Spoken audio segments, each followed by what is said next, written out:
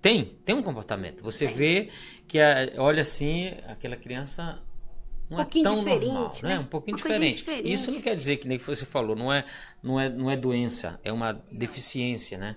Como foi para você, logo de princípio, quando viu essa diferença e saber dessa notícia? É preocupante? Causa um desconforto, algo assim de tristeza? Como é que é? Conte aí sua experiência assim logo de início. A minha experiência o João é o de 5 anos e o Levi é o de 3 anos. Então, assim, o Levi, toda a vida, desde os 6 meses de idade, eu percebia que ele era diferente do João, né? Que eu já tinha experiência do João ali entre 2 anos. E aí sempre eu falava com meu esposo, eu desconfio de alguma coisa do Levi. E muitas vezes os familiares, né, falavam, não é nada. Às vezes não quer acreditar, né? É coisa da sua cabeça, né? E aí o Levi apresentava para mim inquietação, não dormia. Tinha noite que o Levi não dormia de forma alguma. E nesse tempo eu trabalhava fora e eu tinha uma pessoa que cuidava deles para mim. E ele se apegou a essa pessoa demais. E aí, quando eu precisei parar de trabalhar, que eu fui encarar a realidade dentro de casa, aí que eu vi que realmente ele era. Porque essa pessoa era a Tatiane, né? Até hoje ele diz que é mãe dele. A Tatiane não estava presente mais e ele sentia falta dela. Ele chorava, ele não dormia à noite, chamava ela, assim, uma coisa assim inexplicável. E sempre a gente foi levando, não, vamos esperar mais um tempo, né? Não tá na hora. Procurei um profissional. Ele falou para mim que na idade que o Levi tinha, ele tinha 1 ano e 8 meses. Ainda não dava assim para diagnosticar. Mas depois dos 3 anos, eu podia estar voltando, né? E sempre observar o comportamento dele. E o comportamento foi só de ladeira abaixo. Quando foi um dia, ele ficou muito nervoso. Muito, muito nervoso, porque ele queria ir para a casa da avó. E ele não pôde ir.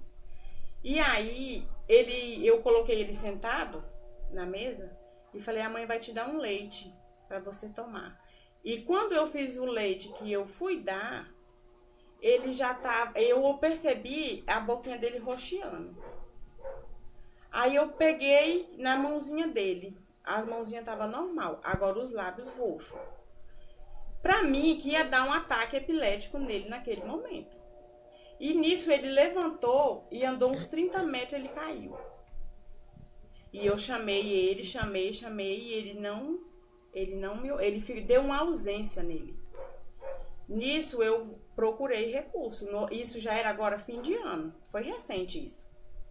E quando eu fui procurar recurso, muitos neuropediatras não estavam mais na cidade de Santarém, que é a nossa realidade, né? A nossa realidade é essa. Eu fui para Santarém, eu conversei com alguns conhecidos e médicos e não esperei retorno. Eu já fui embora. Falei, seja o que Deus quiser. E aí cheguei lá, encontrei um neuro. E ele foi, expliquei, contei toda a situação. Ele falou, não, a gente vai fazer um eletrocefalograma nele amanhã. Aí fizemos. Com 20 dias tivemos o resultado. Aí que começou nossa luta, né? Ele falou que o Levi tinha TDAH, hiperatividade e estereotipias. Nunca me esqueço disso, Janete.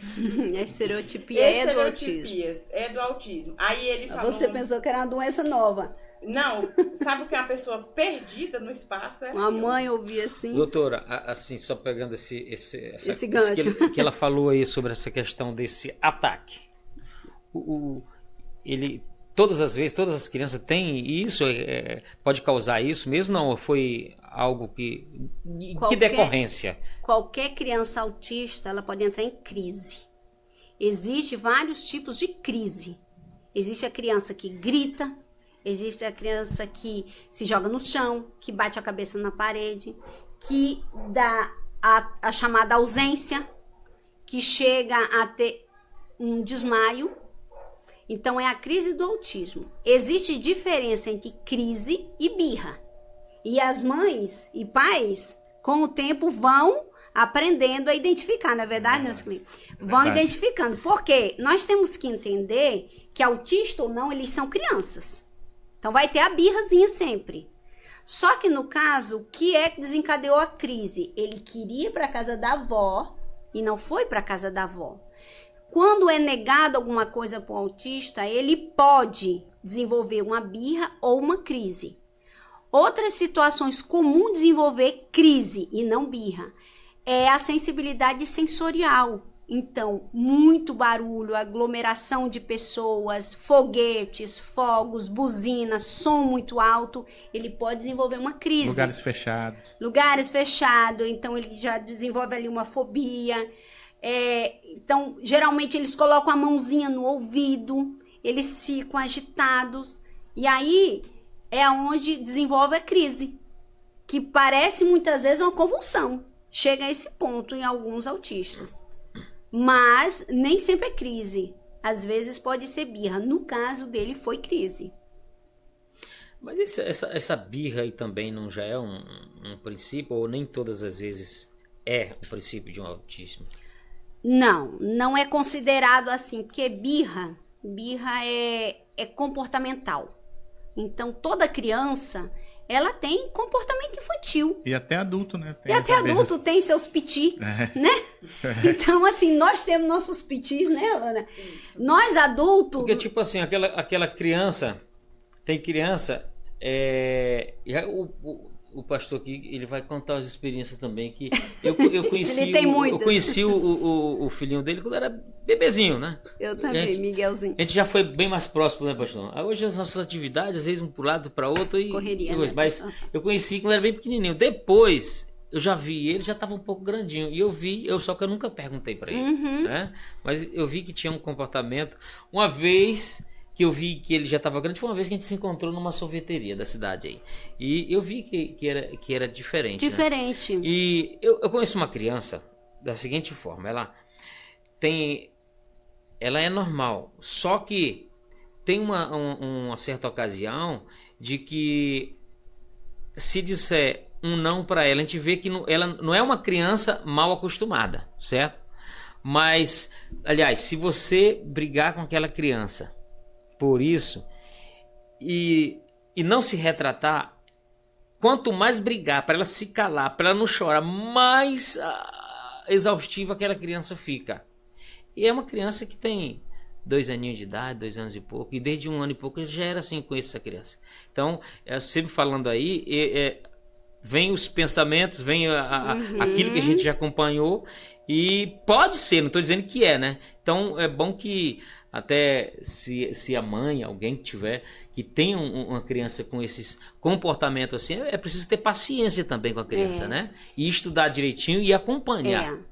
Porque assim, só terminando aqui a diferença básica entre birra e crise, para devolver a fala da Alana, terminar a história do Levi, mas assim, basicamente, a birra é assim, a criança faz, dá um exemplo, ela tá lá na padaria e ela vê um bolo bonito, aí ela quer aquele bolo, né? A mãe não tem dinheiro para comprar o bolo, mas a criança quer o bolo.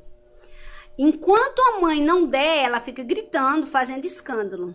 Quando a mãe dá o bolo, acabou a birra. Acabou o show.